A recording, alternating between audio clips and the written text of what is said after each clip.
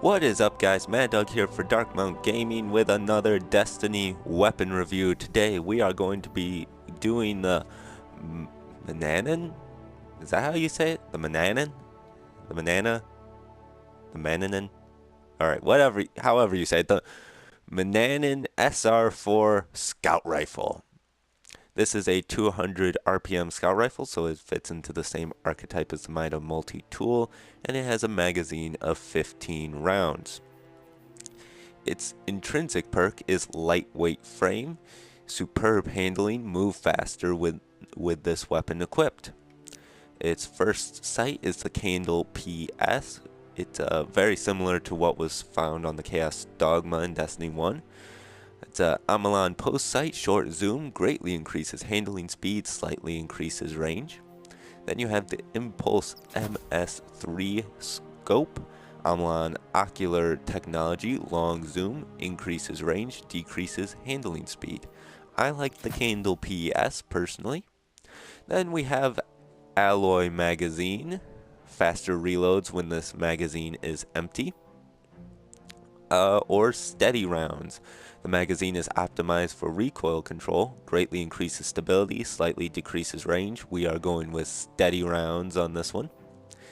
And then last, the trait is explosive payload. Projectiles create an area of effect, detonation on impact. So this, the explosive payload is like explosive rounds on Destiny 1. I might have actually said explosive rounds, but that's basically what it is. It's going to kind of mess with your screen when you get hit, and it should produce a little bit of extra flinch and actually create a little bit more damage. So it does have a little bit of an extra flinchy factor. So without further ado, let's take this into some quick play and let's see what we have. Alright, so the Dead Cliffs here in the European Dead Zone will be the map for this particular game. This is a pretty good map for this gun. It's got quite a few long-range sight lines. I've had some success with this particular weapon on this map. Of course, with this review, that's the only gun I will be using, so the adjudicator goes away. And it's control. So let's talk about this gun. This is a gun that I have found quite a bit of success with since I started using it. So like a lot of people, I started with using the Mida multi-tool basically as soon as I got it, because it was one of my favorite weapons in Destiny 1, being a scout rifle guy as I am. And you know, I heard quite a few good things about it in Destiny 2, so it was definitely going to be one of the first guns I picked up, for sure. And I really enjoyed that, but then I got this adjudicator SMG, and I had the origin story, and you know, I also wanted to use some of the other kinetics, like my Lincoln Green and stuff like that, and so I had to figure out something for my energy slot or something that could replace my Mida need, usually with a scout rifle, because I like scout rifles. So I tried this. It's the same archetype, and it does everything I need it to when it comes to being a Mida replacement. It's quite stable. I'm gonna die there. It's quite stable. It doesn't seem to flinch a lot. I go into combat against Midas and it stays pretty steady, which is something that is definitely needed, because this gun's gonna face a lot of Mida combat. That's basically what it's replacing in my loadout is a Mida. And it's like there, you know, I think he was using probably an auto rifle or a pulse rifle there, but this thing does a lot of good work. It's still got your flinchy factor, probably not as much as high caliber rounds does for the Mida itself. But what it does give you that the Mida doesn't necessarily give you all the time is being able to choose other stuff. It gives you some variety in your loadouts. It gives you more possibility, more potential, and other options. Personally, for me, I think there are a lot more good kinetic weapons than energy weapons, at least from what I found so far.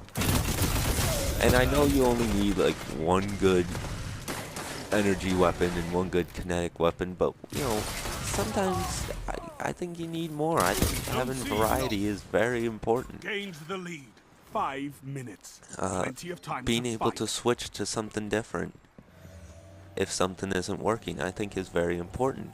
Especially with, there are quite a few good exotics. Vigilance Wing is a darn good exotic pulse rifle. Better Devils is a darn good legendary hand cannon.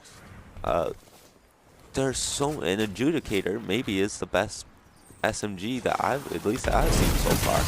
There are so many good kinetic weapons to pair with stuff. And usually all you see people use for the energy slot, oh, Uriel's Gift. And that's it. Because when you look at energy weapons, there's not a lot. There's maybe, you know, maybe you have a sidearm, one of the Amalon sidearms, and a Uriel's Gift, and that's your, that is the range of energy weapons that you can choose from. And that's about it, excuse me. But I think this offers a lot more for when it comes to your long range. It allows me to go with a better Devils or an Adjudicator or something like that. And the question is it better than Uriel's Gift or the Prospector? And yeah, I think for what I need it for, yeah, I think it really is. Just didn't need to do that. But yeah, for what I need it for, I think it is better. Because personally, I don't need an auto rifle for every situation. I like the Adjudicator more than some of the other autos. I like better Devils. I like Vigilance. Oh, I wish I had Vigilance Wing. But I like other options. Options for me are super important, and I personally need to have them. And when I need to flex off of a Mida multi-tool for my kinetic slot, this is the gun I've been landing on, without a doubt. This gun does everything that I need it to. By way of taking out supers, as it's not super fantastic. If you hit some people long range, it's good. I've taken out a couple people in their supers, but it's not the best. But I use it a lot for primary combat. I went on a flawless card. My only flawless so far this week. This Destiny 2. Haven't tried. I've only done 1 week's worth of trials as far as this. I've been making this video as I'm making this, and I went flawless on week 2 using the setup with it, and it handled fine. It handles its one-on-ones. It handles going up against autos and Midas and whatever you throw at it. I think it's more stable than a Mida without a doubt. Doesn't have the same aim assist. But again, if you have a steady hand, you don't need that much aim assist. I mean, sometimes the Midas aim assist is just so above and beyond what you actually need, what's actually practical, that it's more than you really require. It's good for team shots. It's really just an all-around good weapon. It's basically, it's the same reason people go with Mida. The only difference with this, it probably doesn't have as much flinch, and you can't see your radar. And I know that's a big one, but it is legendary, so you know, it's not gonna have as many cool perks on it. But for a legendary option, if I need something else for my kinetic slot, or even want to go with like an 30 exotic seconds. Fight on. something. Maybe I want to go with dubious volley for some reason, or Wardcliffe Coil, his actual name, but whatever. Or I want to go with some sort of other exotic. I can switch to this. This fits the need for a Mida multi-tool, and you're good. And it works with Better Devils, it works with Origin Story, it works with Vigilance Wing. Well, I think it can work with Vigilance Wing. And it can work with other things. It fits the need that you need it for, and it's a great replacement when you want to flex off of a Mida, or if you have a better kinetic weapon than your energy weapon is, as far as secondary.